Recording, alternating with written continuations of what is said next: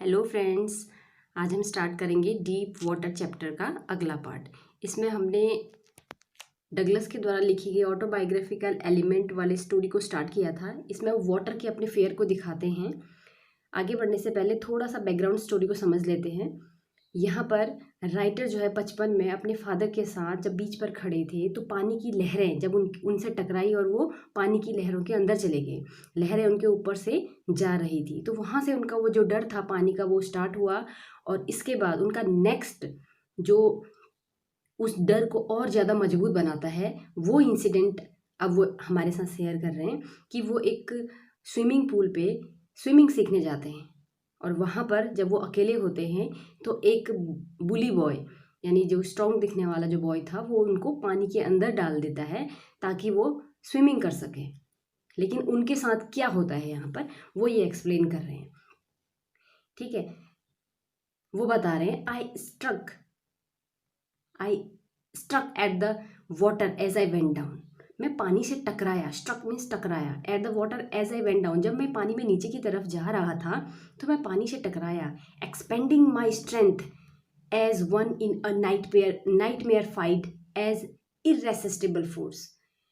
तो एक्सपेंडिंग का मतलब लॉस यानी खोना, एक्सपेंड करना खर्च करना यानी खो देना। एक्सपेंडिंग माई स्ट्रेंथ, मैं धीरे धीरे अपनी सारी की सारी स्ट्रेंथ जो ताकत थी वो धीरे धीरे खो रहा था। एज वन, ठीक उसी पर्सन की तरह, इन अ नाइट मेयर फाइट, जैसे कि नाइट मेयर होता है रात का डरावना सपना। तो जैसे रात के डरावने सपने में जब हम फाइट करते हैं तो होता कुछ नहीं बट हम अपनी स्ट्रेंथ को लॉस करते जाते हैं, खोते जाते हैं। तो ठीक उसी तरीके से मैं भी अपनी शक्तियां खोता जा रहा था। एन इरेसिस्टिबल फोर्स, एक ऐसा फोर्स, इरेसिस्टिबल का मतलब होता है जिसका सामना न किया जा सके। एक ऐसा फोर्स यानी जिसको जीतना बहुत मुश्किल हो। तो ऐसा इरेसिस्टिबल फोर्स जो है वो मुझे महसूस हो रहा था पानी के अंतर्गत। I had lost all my breath, मैंने सारी अपनी ब्रीथ जो वो सांस ले रहा था ना वो ब्रेथ खो चुका था धीरे धीरे, यानी वो सांस लेना भी कम हो गया था राइटर का। माई लंग्स एचेस, यानी मेरे लंग्स जो फेफड़े थे वो दुख रहे थे। माई हैड थ्रॉब्ड, मेरा जो हेड है, मेरा जो थ्रॉब्ड कांप रहा था यानी हिल रहा था। आई वॉज गेटिंग डिजी, मैं धीरे धीरे, डिजी मीन्स उनिंदा होना, हल्का हल्का सा उसको नींद जैसी आ रही थी, getting dizzy. But I remembered the strategy, तो अचानक मुझे याद आई, मुझे रिमेंबर हुआ द स्ट्रेटजी। इससे पहले हमने पढ़ा था कि जब वो नीचे की तरफ जा रहे थे राइटर, तो उन्होंने एक प्लान बनाया था कि अगर मैं नीचे पहुंचूंगा तो मैं उस बॉटम से टकराने के बाद पूरी फोर्स के साथ एक स्प्रिंग की तरह ऊपर आऊंगा। तो उनको वो स्ट्रेटजी याद आ जाती है, यानी वो स्ट्रेटजी, वो जो प्लान उन्होंने बनाया था वो याद आ जाता है। I would spring from the bottom of the pool and come like a cork to the surface, और पानी की सतह पर आ जाऊंगा, सरफेस मीन्स सतह पर आ जाऊंगा। आई वुड लाई फ्लैट, और मैं बिल्कुल, ये सारी कल्पना है बच्चों यहाँ पर। I would lie flat, flat वहाँ पर पानी की सतह पर मैं ऊपर लेट जाऊंगा, ऑन द वाटर यानी पानी के ऊपर। Strike out with my arms, उसके बाद अपने हाथों से, हाथों को मारूंगा जैसे स्विमिंग करते हुए हाथ पैर मारते हैं। एंड थ्रेस विथ माई लेग्स, और ठीक उसी तरीके से अपने पैरों को भी चलाना शुरू करूंगा। Then I would get to the edge of the pool, इसके बाद मैं पूल यानी उस तालाब के एज, एज मीन्स होता है किनारा, किनारे पहुंच जाऊंगा। एंड बी सेफ, और इस तरीके से मैं सेफ हो जाऊंगा। ये यहाँ पर राइटर बताते हैं। आई वेंट डाउन डाउन एंडलेसली, लेकिन मैं नीचे नीचे जाता रहा एंडलेसली, जिसका अंत मुझे महसूस नहीं हो रहा था कि है भी कहीं। आई ओपनड माई आईज, मैंने अपनी आंखें खोली। नथिंग बट वाटर, कुछ भी नहीं था but water with a yellow glow, यानी येलोनेस के साथ, पीलेपन के साथ पानी ही पानी था। डार्क वाटर, पूरी तरीके से अंधेरा पानी। That one could not see through, जिससे होकर कोई भी इंसान कुछ नहीं देख सकता। थ्रो मीन्स उससे होकर। आगे पढ़ते हैं। And then she stark terror seized me, लेकिन शी मीन्स होता है बच्चों विचित्र, स्टार्क मीन्स होता है हार्ड यानी कठोर कहो, टेरर एक आतंक, सीज्ड मी उसने मुझे जकड़ लिया, एक आतंक ने जो बहुत ही विचित्र सा आतंक था उसने मुझे जकड़ लिया। Terror that knows no understanding, यानी ऐसा आतंक जिसको समझ नहीं सकते थे हम। Terror that knows no control, एक ऐसा आतंक जिसको, यानी ऐसा आतंक का मतलब ऐसा डर मेरे अंदर था, नोज नो कंट्रोल, जिसका कोई कंट्रोल ही नहीं था, यानी अनकंट्रोलेबल था। Terror that no one can understand, और ऐसा डर, ऐसा आतंक जो कोई नहीं समझ सकता। Who has not experienced it, जिसने कभी इसको एक्सपीरियंस नहीं किया है वो तो समझ ही नहीं सकता इस बात को। आई वॉज शाइकिंग अंडर वाटर, मैं चिल्ला रहा था पानी के नीचे।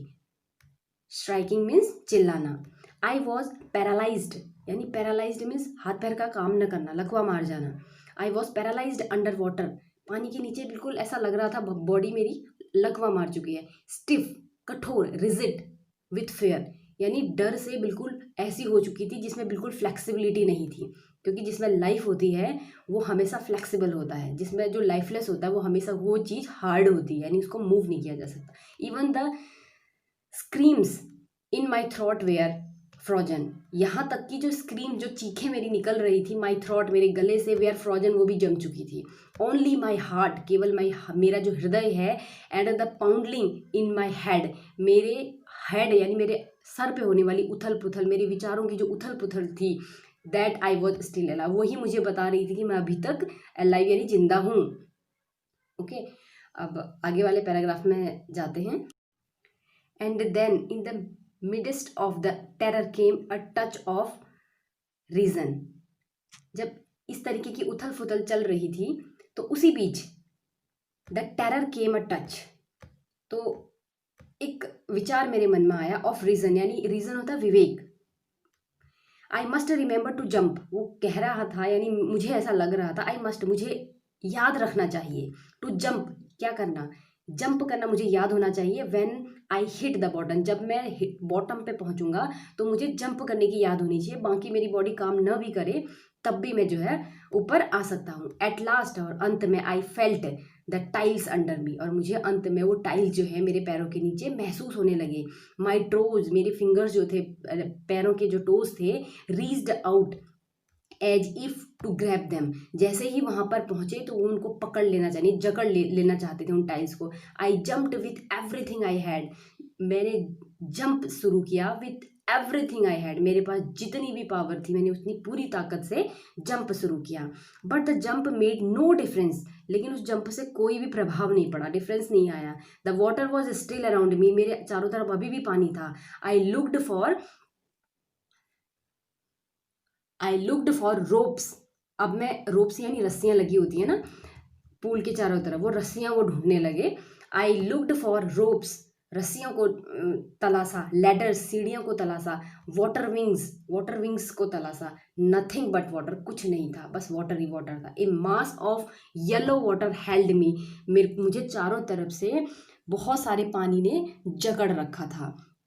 स्टार्क टेरर, एक कठोर सा टेरर, डर, to can even deeper hold on me, उसने मुझे और ज़्यादा ज़बरदस्ती से पकड़ लिया, यानी और ज़्यादा मैं डरने लगा। Like a great charge of electricity, जैसे जब बिजली का करंट आता है उसी तरीके से उसने मुझे पूरी तरीके से पकड़ लिया। आई शुक, मैंने हिलाया, एंड ट्रेमल्ड विथ फ्राइट, मैं कांप रहा था डर से। My arms would not move, मेरे हाथ जो है वो मूव नहीं कर पा रहे थे। My legs would not move, मेरे लेग्स भी काम नहीं कर रहे थे। I try to call for help, मैं चाहता था कि मैं हेल्प के लिए किसी को पुकारूं। टू कॉल फॉर मदर, अपनी माँ को पुकारूं। नथिंग हैपन, लेकिन कुछ भी नहीं हुआ। एंड देन, और तब, strangely there was light, strangely there was light, यानी अचानक से मुझे प्रकाश दिखाई देने लगा। I was coming out of the awful yellow water, मैं धीरे धीरे इस येलो कलर के पानी से बाहर आ रहा था। एटलीस्ट माई लेग्स वेयर, मेरे जो पैर थे, my nose almost out to, मेरा लेग्स बाहर आ चुके थे, मेरा नोज बाहर आ चुका था। Then I started down a third time, लेकिन जैसे ही मैं ऊपर आया तीसरी बार मैं नीचे की तरफ जाने लगा। I started down a third time, I stuck for air, I shook for air, मैं हवा के लिए सांस ले रहा था, या मुझे हवा, एयर की जरूरत थी। एंड गॉट वाटर, लेकिन मुझे पानी मिल रहा था। The yellowish light was gone out, और धीरे धीरे वो येलो कलर की जो लाइट मेरे ऊपर आ रही थी वो भी चली गई। आगे देखते हैं। देन ऑल एफर्ट सीज्ड, उसके बाद सारे प्रयास जो हैं वो सीज्ड हो गए, यानी फिनिश हो गए, ख़त्म हो गए। आई रिलैक्स्ड, मुझे बड़ा रिलैक्स महसूस हुआ, रिलैक्स में कर रहा था। Even my legs felt limp, जबकि मेरे पैर, जो मेरे लेग्स हैं वो लिम्प, यानी वो अभी भी लंगड़ापन महसूस कर रहे थे। लिम्प मीन्स होता है लंगड़ापन। And a blackness swept over my brain, एक ब्लैकनेस जो है मेरे पूरे ब्रेन पे छा रही थी। इट वाइप्ड आउट फेयर, तो इसकी वजह से क्या हुआ, मेरा सारा डर जो है वो चला गया। इट वाइप्ड आउट टेरर, मेरा सारा आतंक जो है वो साफ हो गया, यानी निकल गया। There was no more panic, अब कोई आतंक मेरे अंदर नहीं था। It was quiet and peaceful, अब बिल्कुल शांति और शांति थी। यानी कहने का यहाँ पर कवि का, राइटर का पूरा यानी फोर्स किस तरफ है कि अब वो डेथ के बहुत ज़्यादा नियर है। यानी अब वो क्या सोच रहा है कि अब मुझे रिलैक्स है। Nothing to be afraid of, डरने की कोई ज़रूरत नहीं है। दिस इज नाइस, अब तो बहुत नाइस है, ठीक है। टू बी ड्राउजी, अब जो ड्राउजीनेस, जो उसमें बेहोशी छा रही थी, वही उसे अच्छी लग रही थी। टू गो टू स्लीप, वो नींद में जा रहा था। नो नीड टू जंप, अब कोई जंप करने की ज़रूरत नहीं थी। टू ट्राई टू जंप, बहुत ज़्यादा ट्राई कर लिया, जंप कर करके थक गया। It's nice to be carried gently, अब तो मूव होने दो, जैसा हो रहा है वैसा होने दो। To float along in space, अंतरिक्ष में वो फ्लोटिंग कर रहा था, तैर रहा था। टेंडर आर्म्स अराउंड मी, और सॉफ्ट सी जो भुजाएं हैं चारों तरफ से मुझे पकड़ रही थी। और वो टेंडर आर्म्स किसकी थी, टेंडर आर्म्स लाइक मदर्स, मेरी माँ की टेंडर आर्म्स मुझे महसूस हो रही थी। Now I must go to sleep, और मुझे लगा कि अब मुझे सो जाना चाहिए। यानी यहाँ पर राइटर जो है अपने डेथ के लास्ट मोमेंट को हमारे साथ शेयर कर रहे हैं। जैसा कि आपको बताया था, ये ऑटोबायोग्राफिकल एलिमेंट वाली वर्क है। I crossed the oblivion, I crossed to oblivion, oblivion means होता है जो फॉरगेटफुलनेस है, यानी उसे पता ही नहीं कि अब वो कहाँ है। जो ओब्लिवियन की जो स्थिति थी, जो फॉरगेटफुलनेस की जो उसकी स्थिति थी। And the curtain of life fail, और जो पर्दा है जिंदगी का वो गिर गया, ऐसा उसे लगा, यानी राइटर को। The next I remember I was lying on my stomach beside the pool, और इसके आगे जो मुझे याद है कि मैं पेट के बल जो है पूल के, यानी स्विमिंग पूल के किनारे लेटा हुआ था, वोमिटिंग और उल्टी कर रहा था। इसके आगे यानी राइटर को कुछ याद नहीं है। द चैप दैट थ्रू मी, वो चैप मीन्स बॉय, वो जो लड़का था जिसने मुझे पानी के अंदर फेंका था। थ्रू मी इन द से इन वॉज सेइंग, वो क्या कह रहा था, but I was only fooling, मैं तो मजाक कर रहा था। सम सेड, और कोई क्या कह रहे थे, द किड नियरली डाइड, ये बच्चा जो है लगभग मर चुका था। बी ऑल राइट नाउ, अब सब कुछ ठीक ठाक है। Let's carry him to the locker room, आओ हम उसको लॉकर रूम की तरफ लेके चलें। सिवरल आवर लेटर, कुछ घंटों के बाद। आई वॉकड होम, मैं घर की तरफ चला। I was weak and trembling, बहुत कमजोर, कांपता हुआ। आई शुक एंड क्राइड व्हेन आई ले ऑन माई बेड, और जब मैं घर जाके अपने बिस्तर पे लेटा तो मैं चिल्ला रहा था, कांप रहा था। I could not eat that night, उस रात मैं खा भी नहीं पाया। फॉर डेज, कई दिनों तक। अ हंटिंग फेयर, हॉन्टिंग मीन्स बहुत डरावना, फेयर जो डर था, वॉज इन माई हार्ट, मेरे हृदय में छाया हुआ था। द स्लाइटेस्ट एक्सर्शन अपसेट मी,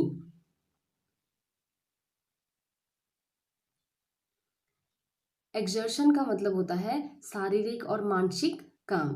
तो जो हल्का सा, स्लाइटेस्ट है, यानी हल्का सा भी जो मानसिक और शारीरिक काम होता है वो मुझे अपसेट कर देता है। Making me wobbly in the knees and sick to my stomach, wobbly का मतलब होता है डगमगाना, यानी डामाडोल स्थिति। इन द नीज, घुटनों में, यानी वह घुटने जो हैं डगमगाते रहते थे। And sick to my stomach, और मेरा पेट जो है खराब हो जाता था, बहुत जल्दी खराब हो जाता था। I never went back to the pool, मैं उसके बाद कभी पूल की तरफ वापस नहीं गया। आई फेयर्ड वाटर, मैं पानी से बहुत डरता था। I avoided it whenever I could, और उसके बाद मैं हमेशा इसको अवॉइड करता था जितना कि मैं कर सकता था। अब अगले पैराग्राफ की तरफ जाते हैं। A few years later, when I came to know the water of the cascades, cascades होता है बच्चों जो छोटे छोटे झरने, छोटे छोटे फव्वारे होते हैं, उनको कहते हैं। ए फ्यू ईयर्स लेटर, कुछ सालों के बाद। अब ये आतंक जो है, दो इंसिडेंट कवि ने अपने बारे में बता दिए राइटर ने, जो उसके साथ पानी को लेकर हो चुके थे।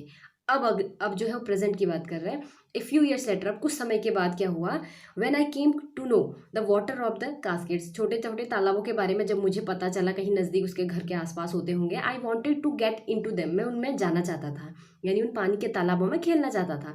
And whenever I did, और जब कभी भी मैंने ऐसा किया, whether I was wending the Tieton और बम्पिंग रिवर, ये रिवर्स के नेम है बच्चों दोनों ही, और bathing in warm lake of the Goat Rock, चाहे मैंने वार्म लेक जो कि गोट रॉक्स के किनारे थी उसमें बाथिंग की हो, या टाइटन या बम्पिंग रिवर में, जब भी मैं कभी गया हूँ, the terror that has seized me in the pool would come back, और जो पूल के अंदर मैंने जो टेरर, जो आतंक महसूस किया था, वो वापस आ जाता था।